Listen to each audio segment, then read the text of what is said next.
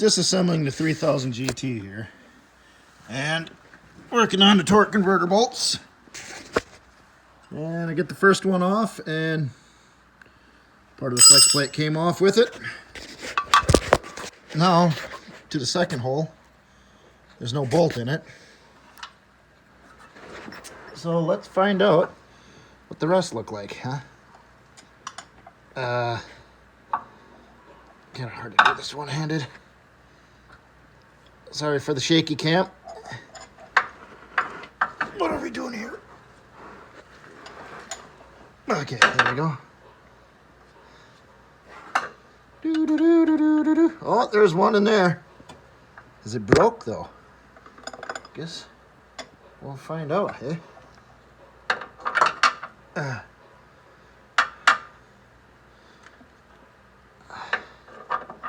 There she be. This one broken too? No, this one doesn't look broken. And I can't tell if there's a bolt in the other one, but yeah, weird. So, because at first I was like, well, that explained why the car doesn't move. The flex plate isn't bolted on, but there's one there. So, this transmission is toast. I'm like, holy crap, these suckers are in there good. Some good old Loctite. No. They're just, if you don't got Loctite, cross thread it. That always seems to work. Someone didn't like working on this car.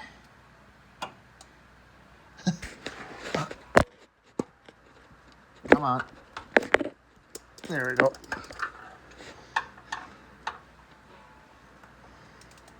And so, out of 4 bolts, one was missing. This one's probably cross-threaded, I'm assuming, like the other ones. And one of them the thing was broke, so only 2 bolts were actually holding the torque converter to the flex plate. Wow. Impressive. I don't think anything is attached.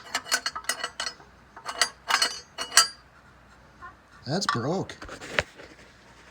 So maybe it's not the transmission's junk. Maybe when they did the install, or not even the install. Because when I bought the car, they said they changed the servos in the transmission because it wasn't shifting right. And then after they did it, it no longer moved. Well, you're looking at a good reason why. The parts that hold the torque converter to the flex plate is no longer attached. My question is, how did this thing start? What the frick holds the ring gear?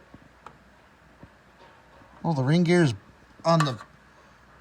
Oh, the ring gear's on the flywheel, on a torque converter. It did start. Huh. Weird. So I wasn't going to start another time. Unless that's supposed... No, I'm pretty sure that's broke. Huh. Weird. Well, I got the engine mostly out now. That's all that's left of, I guess, we would call it flex plate. Not much. So yeah, that thing was junk. So there was one bolt holding that torque converter to this engine. Oh boy. Well, yeah. So I mean, the trans still got to be bad. I mean, torque converter was still spinning. Granted, don't know how much longer it would have spun, but it wouldn't. The transmission's no good. So, oh, glad I'm getting further on this project. pretty soon the motor will be out here in a little bit. Go lift it up over, put her somewhere in this mess of a garage. Then get the car out and bring in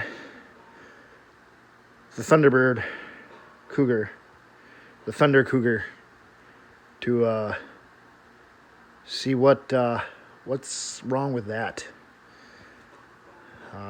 Though my hopes aren't very high, I'm thinking motor junk, but we'll see about that. But who knows, might be doing this again to a MR12 platform. Or MN12 platform. My bad.